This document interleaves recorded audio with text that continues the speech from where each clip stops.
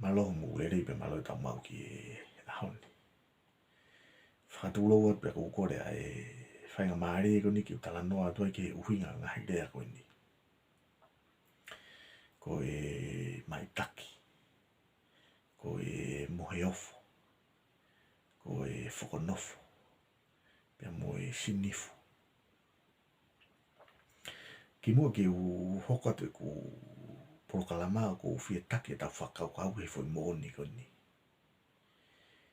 ko e hatu i pe mo hou e ki i ono aho pe ko e kōnga mua nai tōlahi o ki nau tōlu e nai i kai taha pe ho nau ngahi mari nai tōlahi au pi tō whanga whakatapu pia ka pate tau wakai ki tau wholofola ki isi leri tōlahi kau tu i hange ko Solomone ko te vita pia mo e kau palofita tōlahi nai tōlahi au pi tō nau ngahi mari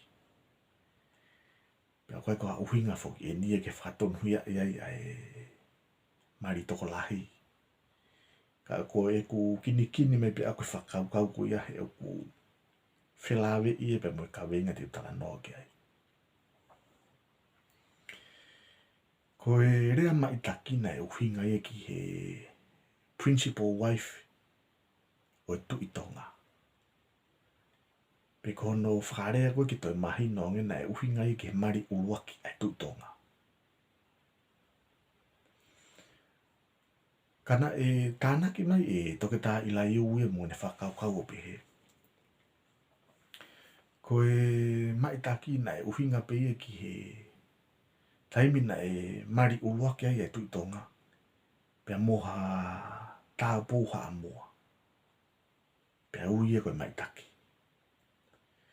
Kai kehe neongo ai kehe ngai u interpretation koe ni. Ka koe whakakau koe mai taki. Na e uhinga e ki he mari uruaki pe koe principal wife ai tu i tonga.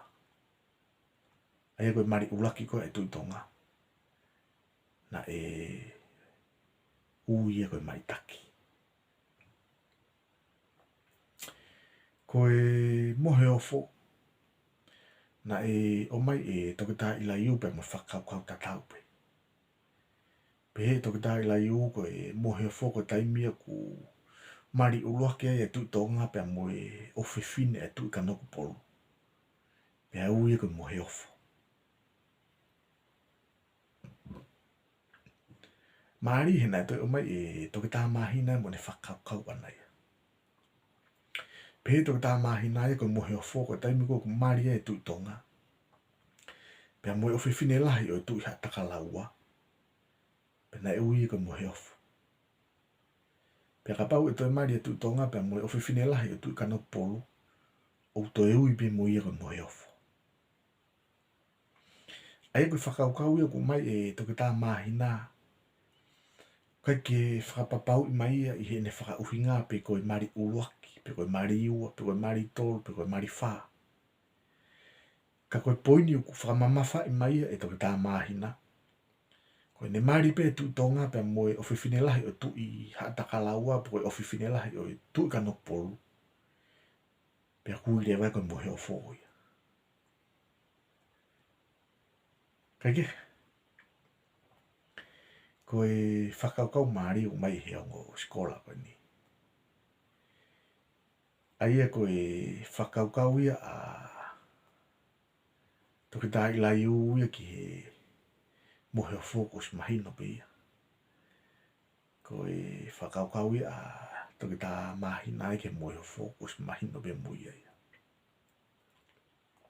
Sai, ka paurewa koe mohe o fō mo mai taki o ku mei no foi e huinga koe mari uruaki. Koe harewa nou i mari ua, mo mari tolu, mo mari wha, mo mari nima. Koe mari ua koe ai hou e ki pe mo e hatu i he konga moana e ui ki nā tō ui koe whakanofo. Mari ua e na e ui koe whakanofo. Ai e ka pau e raki mari ia. Us mahi no pe fuke rak mari e ui koe mai taki. Pe ka pau e toi mari mo hawhiwhine. Koe ne mari ua ia, pe e ui le wai koe whakanofo. Pea koe whakanofona me uhinga tatau pe mo rea ko sinifu. Ko sinifu I whakauhinga koe toke tā I lai u. Ko second wife ia tu tonga. Ko mariua ia koe tu tonga. Na ui ko sinifu. Ka koe whakauhinga koe toke tā mahina. Ko sinifu na uhinga pe ia ki he mariua tu I pe koe hou eiki. Na ui ki ia ko sinifu. O manatu I tau whaanga maheni aki ka pau ku.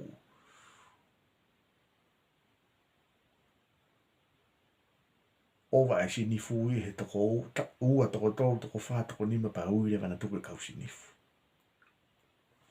Kai ke, koe whakaukau ia mai tā kipa moe mohe o fo, me mei nofo ia I he fui whakaukau koe principal wife pe koe mari ulaki.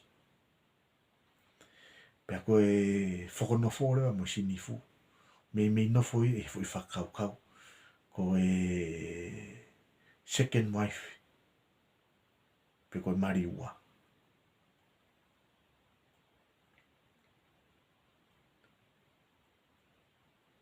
Ko tui pe ku tokone to proklama ko ni ke to mahino ange ke ngahi urea ko ni.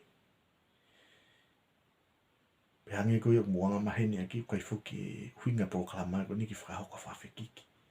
Ko tāna kia pinga hi whakaukau ko ni he tau paenga.